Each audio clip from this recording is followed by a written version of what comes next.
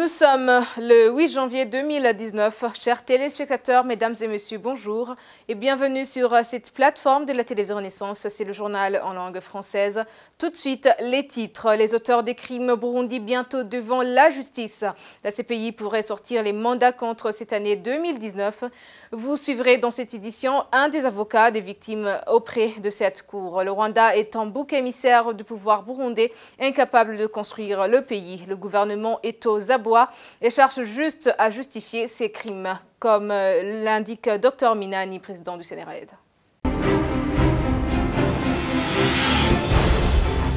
Encore une fois, bienvenue. Page politique pour commencer ce journal. La Cour pénale internationale pourrait sortir les mandats contre les auteurs des crimes qui se commettent au Burundi. C'est l'espoir exprimé par l'un des avocats des victimes auprès de cette Cour. Selon Maître Armel Nyongere, la CPI enquête sur ces crimes depuis déjà un certain temps. Actuellement, elle procède à l'audition des victimes. La Cour dispose donc aujourd'hui de suffisamment d'éléments pour sortir ces mandats. Suivez.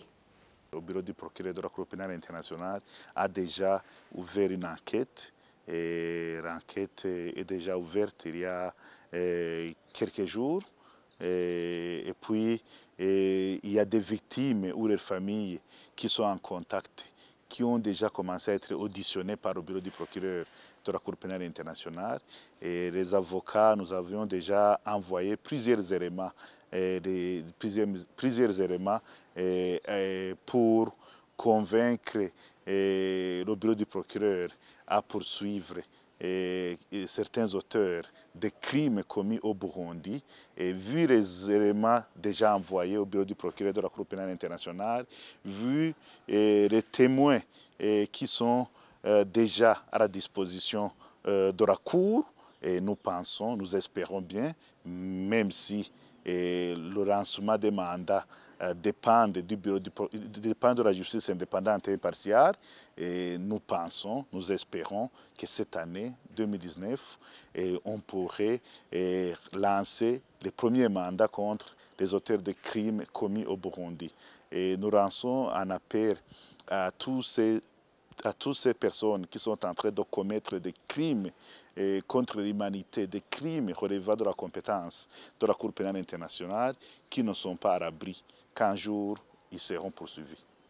Le Rwanda est un prétexte pour justifier les crimes ignobles qui se commettent au Burundi. C'est l'explication de Dr Jean Minani, président de la plateforme de l'opposition CNRD, sur les invectives du pouvoir burundais contre le Rwanda comme étant la source des maux qui gangrènent le Burundi. Selon Dr Jean Minani, c'est la preuve que Nkurunziza est incapable de bâtir chez lui. Suivez.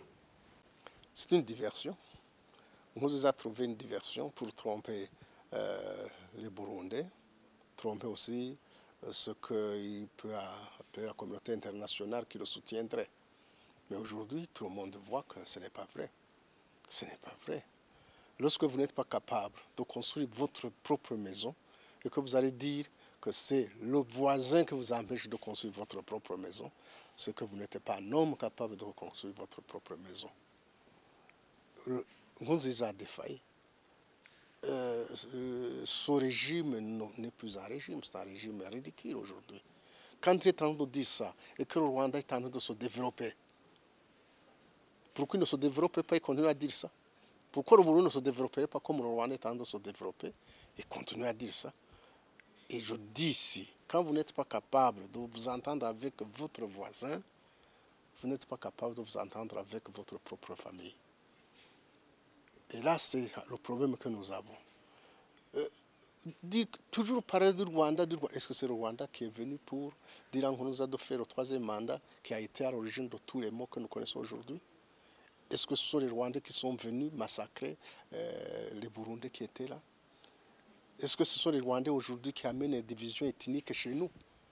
Est-ce que ce sont les Rwandais aujourd'hui qui ont chassé les Burundais du Burundi pour être en exil, pour être des exilés? Est-ce que ce sont les Rwandais qui sont venus au Burundi pour appauvrir le Burundi? Est-ce que ce sont les Rwandais qui sont en train de vendre le sous-sol du Burundi à vil prix? Non. Non. C'est un prétexte. C'est un prétexte. C'est un prétexte. Nkurunziza se voyant incapable de construire son propre pays, de faire un développement comme ils sont en train de le faire chez eux, les Rwandais, trouvent des prétextes, crient. En fait, Nkurunziza voudrait qu'il y ait une guerre entre le Rwanda et le Burundi, pour que tout ce qu'il a fait, les crimes qu'il a commis, il puisse les justifier en disant c'est à cause des Rwandais. Tout cela, ça ne va pas marcher. Ça ne va pas marcher. Les Burundais aujourd'hui, il y a quelque chose que nous avons gagné. Nous n'allons pas tomber dans le piège. Nous n'allons pas tomber dans ce piège de Hutu-Tutsi, toi et autres. Parce que nous n'allons pas nous développer avec ça, ça ne se mangeait pas. Les Burundais ont compris que ça ne se mangeait plus. Et ils ont refusé. Et ça ne va pas prendre. Ça ne va pas prendre. Cette histoire des Rwandais, il peut laisser. C'est un truc pour faire dormir les enfants. Pas pour les gens qui connaissent ce qui se passe réellement. C'était Dr Jean Minani. Le parti FNL, l'aile de Jacques Bigirimana, proche du CNDD-FDD, regrette le comportement de la milice Imbonerakure qui ne leur permet pas d'exercer pleinement les activités politiques. Jacques Bigirimana appelle ses militants à la retenue, mais tout en bravant la peur, en continuant à enseigner l'idéologie du parti pour se préparer aux élections de 2020. On l'écoute. Évitez la provocation, les obstacles. Nous savons que vous êtes malmenés dans plusieurs provinces où l'on vous empêche de tenir des réunions. Ça s'est passé à Makamba, Kirundo, Ruyigi et Muyinga. Nous avons même reçu des messages nous signifiant que vous aviez dépassé les limites pour avoir appelé les Banamarimé à travailler assidûment afin de gagner les élections et avoir de l'emploi. Cela a été qualifié d'infraction. Si l'on vous empêche d'organiser les rencontres, informez le secrétaire général du parti. Si l'on vous attaque, esquivez. Soyez rusés comme un serpent. Si l'on vous provoque, esquivez, mais informez que malgré ça, vous avez l'autorisation de tenir la réunion. Tous ces partis en présence sont traités de cette façon. Évitez donc la confrontation. À ce propos, l'association des citoyens probes fait savoir qu'il s'agit du positionnement lié aux élections de 2020. Le CNDD-FDD doit se tailler la part du lion bien avant en cherchant à exclure ses alliés comme il le fait déjà avec le FNL de Jacques Bigirimana et le Frodebo. Et de se demander si le CNDD-FDD écarte ses acolytes, qu'en est-il de ses opposants? Gervais Nuigira, vice-président du RCP. Dans ces derniers jours, avec la préparation des élections de 2020, nous avons vu qu'il y a un revirement. Par exemple, il y a le parti FNL qui, hier, même aujourd'hui, était le parti qui était toujours affilié aux actions des partis au pouvoir. Mais nous avons entendu le président Bigirimana se disant qu'il est aujourd'hui, qu'il est mécontent par rapport au comportement des Imbonerakure qui empêche les activités du parti. Donc aujourd'hui, nous voyons qu'il y a ce que les autres parlent, les autres disaient. Aujourd'hui, même les partis qui étaient acolytes, qui étaient affiliés, qui étaient la main droite de ce parti, aujourd'hui commencent à voir qu'il y a les exactions qui sont commises par ce parti avec la jeunesse qui est affiliée à ce parti. Et aujourd'hui, cela montre qu'il y a quelque chose qui commence à se montrer. C'est-à-dire qu'aujourd'hui, il y a le parti CNDD-FDD qui commence à se positionner pour mettre à côté les partis qui étaient alliés, qui étaient à son côté. Nous avons entendu aussi la déclaration du parti Sahwanya Frodebu où le parti s'indigne de ne pas avoir été invité et même aussi d'être dérouté parce que la réunion était convoquée pour le 3 pour le parti Frodebu, mais la réunion a eu lieu le 4. Et le parti s'indigne en disant qu'aujourd'hui, donc, il n'a pas été convié pour la préparation du code électoral qui va régir les élections de 2020. Donc aujourd'hui, nous voyons que ce soit les partis qui étaient jadis affiliés, qui étaient proches des partis CNDD-FDD, commencent à avoir des difficultés. Et nous avons vu, par exemple, il y a la somme qui est imposée aux candidats à la présidence, qui est énorme. Et les partis qui sont alliés au pouvoir, ne disent rien. Ils disent que c'est trop, mais ne prennent pas position. Donc aujourd'hui, nous voyons qu'il y a un positionnement qui est clair, que ce soit pour le parti CNDD-FDD, mais aussi pour d'autres partis qui sont là comme parti acolyte. Nous avons entendu aussi même le président de la coalition Amizoya Barundi qui se lamente comme quoi il n'a pas été invité, n'a pas été informé de la préparation du code électoral, alors qu'il est dans le Parlement, qu'il est même dans les institutions de la République comme le Conseil des ministres. Donc aujourd'hui, nous voyons qu'il y a cette méfiance totale que le pouvoir commence à raciner pour se positionner aux élections de 2020.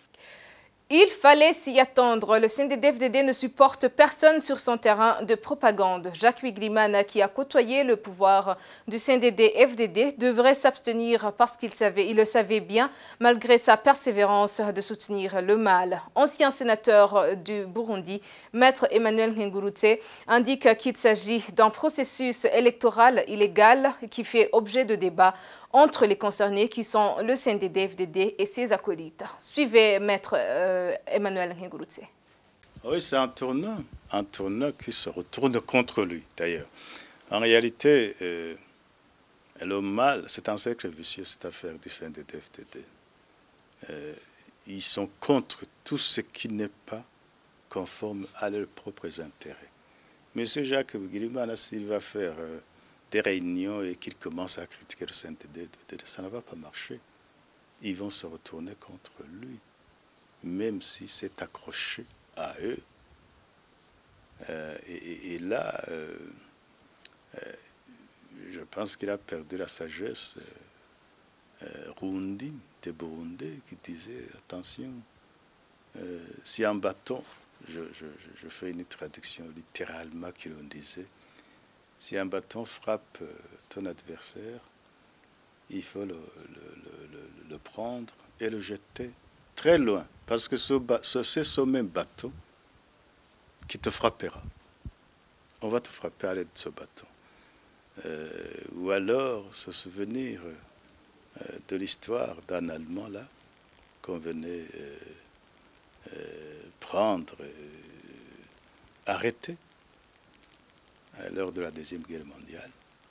Et il a commencé à témoigner, il a dit, tiens, au premier moment, ils sont venus prendre un syndicaliste, les syndicalistes, je me suis tué. Après, ils sont venus prendre des journalistes, je me suis tué. Après, ils sont venus prendre des défenseurs des droits de l'homme, je me suis tué, etc., etc. Jusqu'à ce qu'ils viennent me prendre, se prendre à moi. Et j'étais le dernier. Il n'y avait personne, il n'y avait plus personne pour plaider à ma faveur. N'est-ce pas? Ça veut dire, j'ai fait un silence complice. Et maintenant, c'est contre moi-même que la tyrannie est dirigée. Voilà le sort de M. Jacques Wigliman maintenant.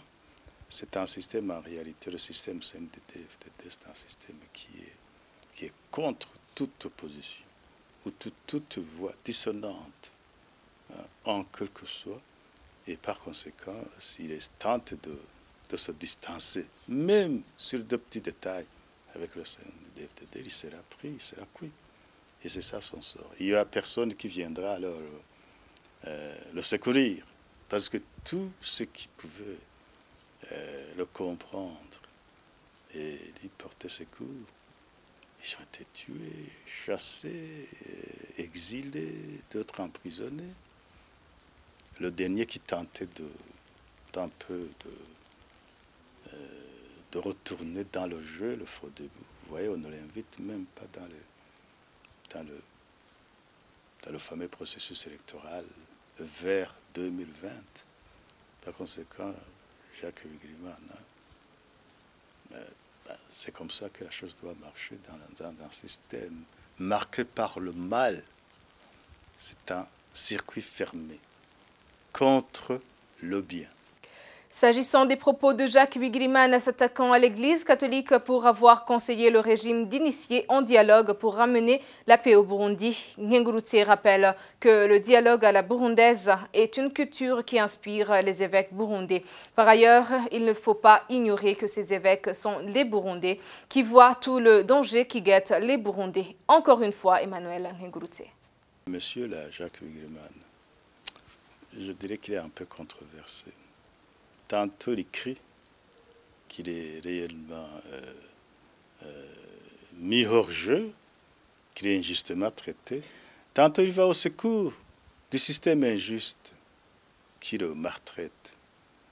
Ça veut dire, il épouse le discours du CNDD-FDD qui n'entend pas du tout une quelconque voix lui suggérer de dialoguer avec l'opposition.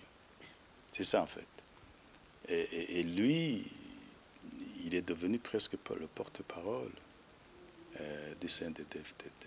Il ose beaucoup de manière à ce que lui, il peut prononcer des paroles que le CNDD-FDD lui-même ne peut pas prononcer. C'est dans ce sens-là. Donc là, je ne comprends pas.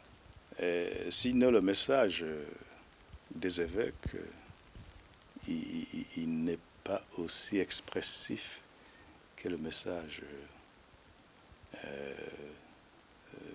du pasteur Denise Wichumi, l'épouse du chef de l'État.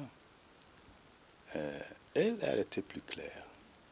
J'aurais aimé aussi que Jacques Bigirimana puisse se prononcer sur la révélation faite par la révérende pasteur Denise Wichumi et l'analyser par rapport au message donné par la conférence des évêques catholiques du Burundi. Et là, on verrait la crédibilité attachée aux critiques ou aux commentaires de Jacques Bigirimana relativement au message des évêques catholiques. Sinon, ce message, c'est un message de paix, c'est un message d'unité, c'est un message qui s'inscrit dans le cadre de ce que l'Église catholique a toujours fait.